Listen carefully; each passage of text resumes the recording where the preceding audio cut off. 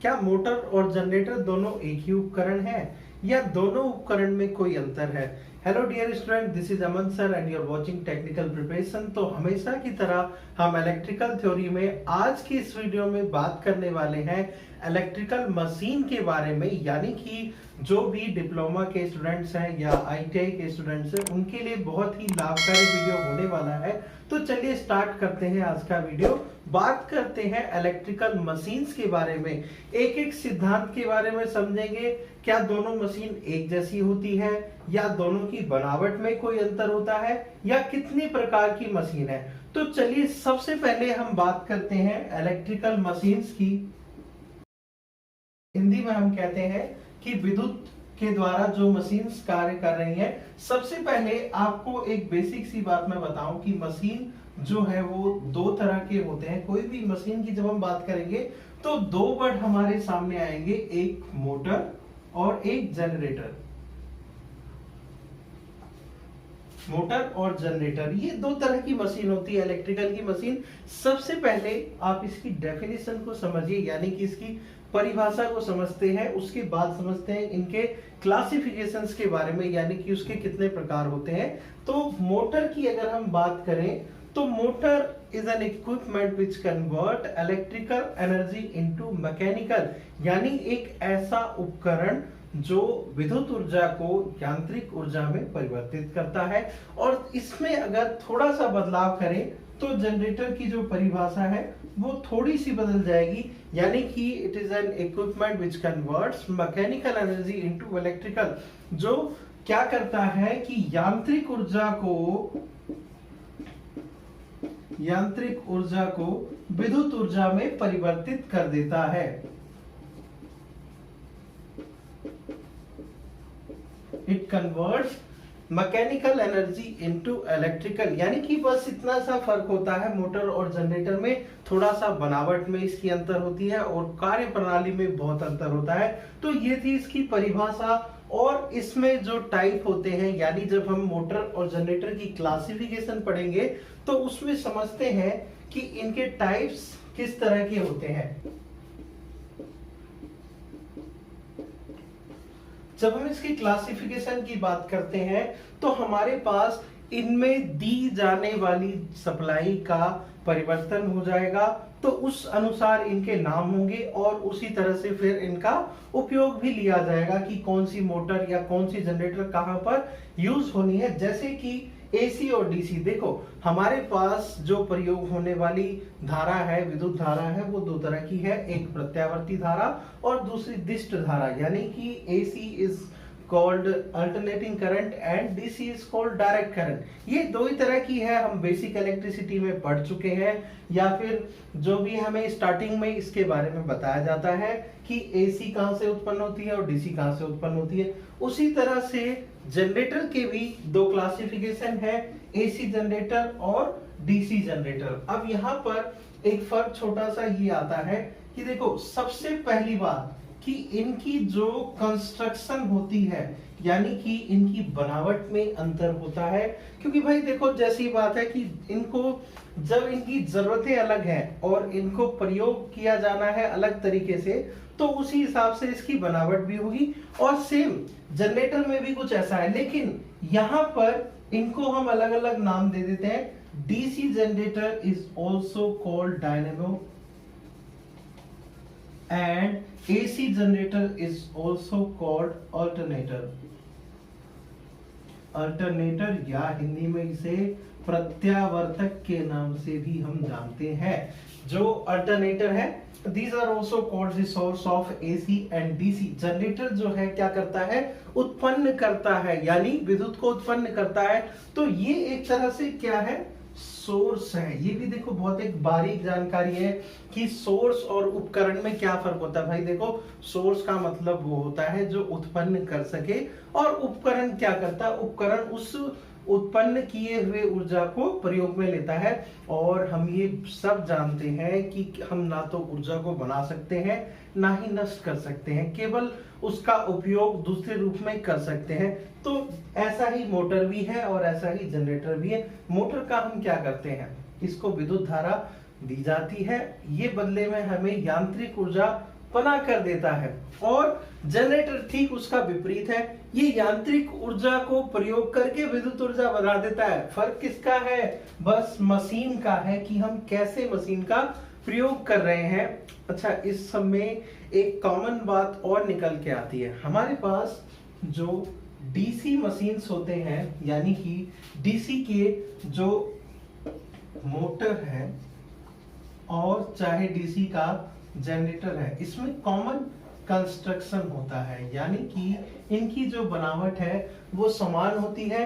अगर हम एक ही डीसी मशीन को मोटर के रूप में प्रयोग भी कर सकते हैं और उसी मशीन को हम जनरेटर के रूप में भी प्रयोग कर सकते हैं। बारीकी से समझेंगे हर चीज को। जहां भी प्रॉब्लम आएगी आप कमेंट करके पूछ सकते हैं या उसको रिवर्स करके देख सकते हैं। और ये सभी क्लासिफिकेशन काफी इंपॉर्टेंट है और अभी इसके बारे में फिर हम आगे से ब्रीफ में भी एक्सप्लेन करेंगे। तो फटाफट से इसको नोट करिए, आगे चलते हैं।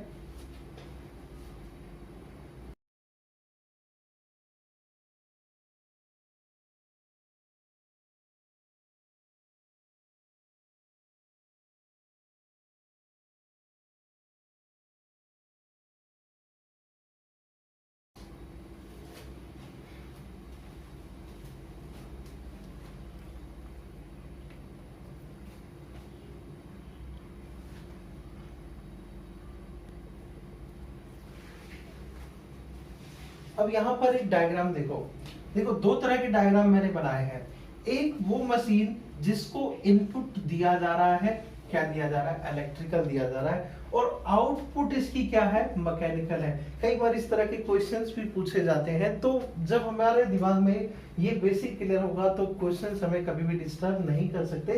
तो इनपुट इलेक्ट्रिकल है, आउटपुट मैकेनिकल है। This machine is called motor. और यहाँ पर देखो, सबसे पहली बात, जनरेटर में हमेशा दो मशीन होगी। कौन सी? एक जो खुद ही कार्य कर रही होगी और वो उसे दूसरी मशीन को, यानी जो जनरेटर होगा वो कपलिंग किया गया होगा, शाफ्ट के द्वारा जोड़ा गया होगा, जिससे वह यांत्रिक ऊर्जा ले रही होगी। अब ये यांत्रिक ऊर्जा हवा के रूप में, मतलब कोई भी ऊर्जा, ऊष्मा के द्वारा, पानी के द्वारा, बिजली के द्वारा, कोई भी रूप में हो सकती है। तो यहाँ पर इनपुट मैकेनिकल है और मशीन मैकेनिकल ऊर्जा को इलेक्ट्रिकल में कन्वर्ट कर रही है।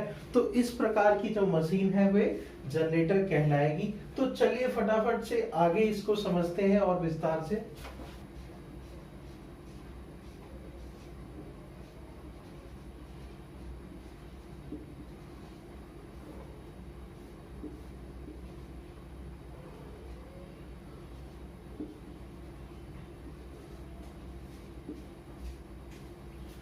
डीसी मशीन की बात करते हैं, डीसी मोटर एंड जनरेटर। तो यहाँ पर जो डीसी मशीन होगा, डीसी मोटर जो होगा, उसमें डीसी इनपुट सप्लाई दी जाएगी और उसका आउटपुट जो है वो मैकेनिकल होगा। और अगर मैं जनरेटर की बात करूं तो यहाँ पर मैकेनिकल इनपुट होगा जिसका आउटपुट जो है हमें डीसी सप्लाई प्राप्त हो जाएगा।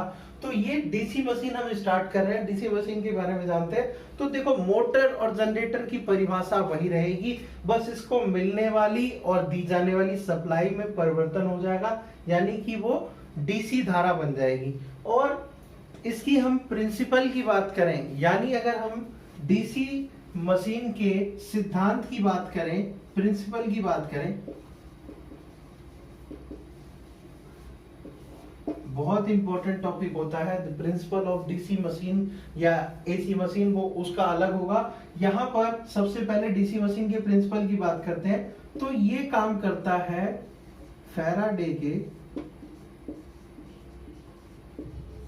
Faraday's law of electromagnetic induction.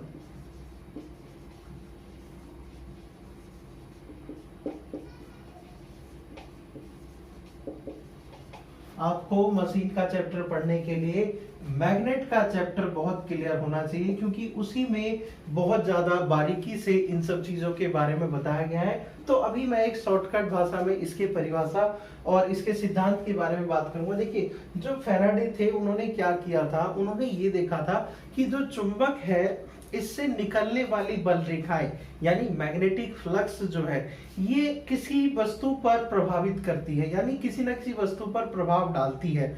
तो उन्होंने कुछ इससे उल्टा सीधा ऐसा एक्सपेरिमेंट किया, उन्होंने एक फ्लक्स बनाया, इलेक्ट्रिक फ्लक्स बनाया, जिसको चुंबकीय क्षेत्र में रखा गया और उन्होंने एक क्षेत्र को रोककर, यानी कि एक भाग को रोककर दूसरे भाग को घुमा दिया। यानी कि अगर मैं बात करूं, मान लीजिए ये हमारे पास कोई भी बॉडी है मोटर की या जनरेटर की, और उसके अंदर एक और बॉडी है, ठीक है। तो इसको हम मान लेते हैं स्टेटर, यानी कोई ऐसा भाग जो रुका हुआ है, और इसको मान लेते हैं रोटर, यानी कोई एक ऐसा भाग जो गति कर रहा है। चलिए, इसके पास भी चुंबकीय फ्लक्स है और यह भी एक अपना फ्लक्स बना रहा है।